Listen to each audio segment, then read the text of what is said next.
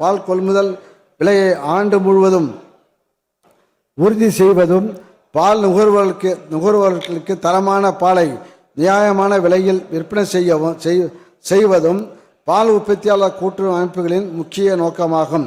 இடுபொருட்கள் விலையேற்றம், பால் உற்பத்தி செலவினம் ஆகியவற்றை கருத்தில் கொண்டு தொடக்க பால் உற்பத்தியாளர் கூட்டுறவு சங்கங்களுக்கு பால் வழங்கும் உறுப்பினர்கள் அனைவருக்கும் பால் லிட்டர் ஒன்றுக்கு 3 ரூபாய் ஊக்கத்தொகையாக வழங்க 18/12/2023 முதல் டிசம்பர் 2025 வரை ரூபாய் 729 கோடி பால் கொள்முதல் ஊக்கத்தொகையாக வழங்கப்பட்டுள்ளது. இதன் மூலம் 3,60,000 பால் உற்பத்தியாளர்கள் பயனடைந்து வருகின்றனர்.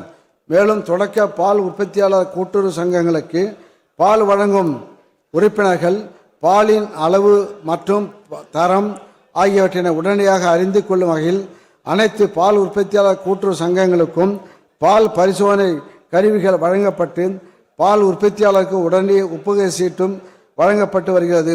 5000 பால் உற்பத்தியாளர்கள் கூட்டுறவு சங்க உறுப்பினர்கள் மற்றும் பெண்களுக்கு நிரந்தர மற்றும் கூடுதல் வருவாய் கிடைக்க செய்திடும் வகையில் ரூபாய் 150 கோடி மானிய தொகை ஒதுக்கீடு செய்யப்பட்டு சிறிய அளவிலான பால் பண்ணை திட்டம் 4% வட்டி மானியத்துடன் செயல்படுத்தப்பட்டு வருகிறது. மீன் வளம், உள்நாட்டு மீன் வளர்ப்பின் வாயிலாக ஊரக மக்களின் புரத சத்திற்கான தேவை குறிப்பிடத்தக்க அளவு நிறைவு செய்யப்படுகிறது. விவசாயிகள் வலைஞர்களாகவும் விளங்கி உயர் வருமானம் பெற்று வருகின்றனர்.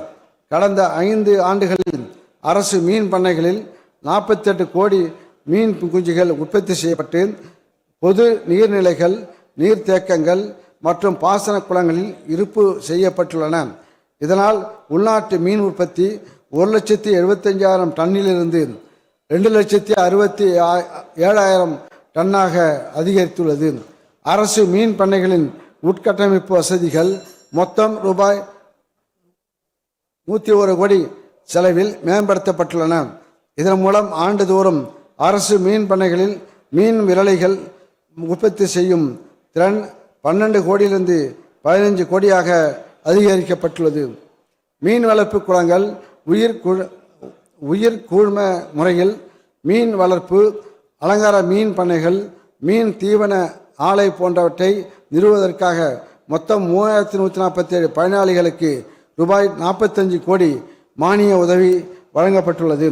2025-26 ஆண்டில் மொத்தம் ரூபாய் 34 கோடி மதிப்பில் 1739 மீனவர்கள் மற்றும் மீன் வளர்ப்போருக்கு விவசாய கடன் அட்டைகள் வழங்கப்பட்டுள்ளன. அலைகள் திட்டத்தின் கீழ் மாநிலம் முழுவதும் 15,525 பயனாளிகளுக்கு ரூபாய் 7 கோடியே 76 லட்சம் நுண்கடன் உதவி வழங்கப்பட்டுள்ளது. சிறப்பு வாழ்வாதார திட்டத்தின் கீழ் தமிழ்நாடு திறன் வெற்றி சந்திப்பு திட்டத்தில் 6,865 மீனவர் பயனாளிகளுக்கு ரூபாய் 1 கோடியே 68 லட்சம் செலவில் பயிற்சி வழங்கப்பட்டுள்ளது. கூடுதலாக அவர்களுக்கு ரூபாய் 81 லட்சம் திறன் ஊக்கத்தொகையும் வழங்கப்பட்டுள்ளது. மொத்தம் 5,130 பயிற்சி பெற்ற மீனவர் பயனாளிகள் பல்வேறு அரசு திட்டங்களின் வாயிலாக வாழ்வாதார நடவடிக்கைகளில் ஈடுபட வழிவகை செய்யப்பட்டுள்ளது. மாண்புமிகு பேரவைத் தலைவர் அவர்களே, இந்தியாவின் உயிர்நாடி கிராமங்களில்தான் உள்ளது என்று மகாத்மா காந்தியடிகள் கிராம வளர்ச்சியினை வலியுறுத்தியுள்ளார். வேளாண் வளர்ச்சியும் ஊரக வளர்ச்சியும் ஒன்றோடு ஒன்றே சார்ந்திருப்பவை. அதனால்தான் வேளாண் வளர்ச்சியை உயர்த்துவதற்கான பல்வேறு நடவடிக்கைகள் ஊரக வளர்ச்சித்துறை மூலம் மேற்கொள்ளப்படுகின்றன. ஊரக பகுதியில் உள்ள நீர் மற்றும் நில வளத்தை மேம்படுத்திட கடந்த 5 ஆண்டுகளில் 68,930 பாரம்பரிய நீர்நிலைகள் புனரமைத்தல் பணிகள், 1,00,000 வரத்து மற்றும் பாசன வாய்க்கால்கள் தூர்வாறுதல் பணிகள், 29,800 தடுப்பணைகள், 31,325 நிலத்தடி நீர் செறிவூட்டும் அமைப்புகள் மற்றும் 83,015 நடவு பணிகள் போன்ற பணிகள் மேற்கொள்ளப்பட்டுள்ளன. மேலும் ஊரக பகுதிகளில் உள்ள சிறு குறு ஆதி திராவிட பழங்குடியின விவசாயிகள், பெண்களை தலைவியாக கொண்ட ஏழை குடும்பங்களின் வாழ்வாதாரங்களை மேம்படுத்தும் பொருட்டு கடந்த 5 ஆண்டுகளில் 5,649 விவசாய கிணறுகள் 33,853 பண்ணை குட்டைகள், 2,66,000 மண் வரப்புகள் மற்றும் கல் வரப்புகள் அமைக்கப்பட்டதுடன் 4,323 நில மேம்பாட்டு பணிகளும் ரூபாய் 15,236 கோடியில் முடிக்கப்பட்டுள்ளன.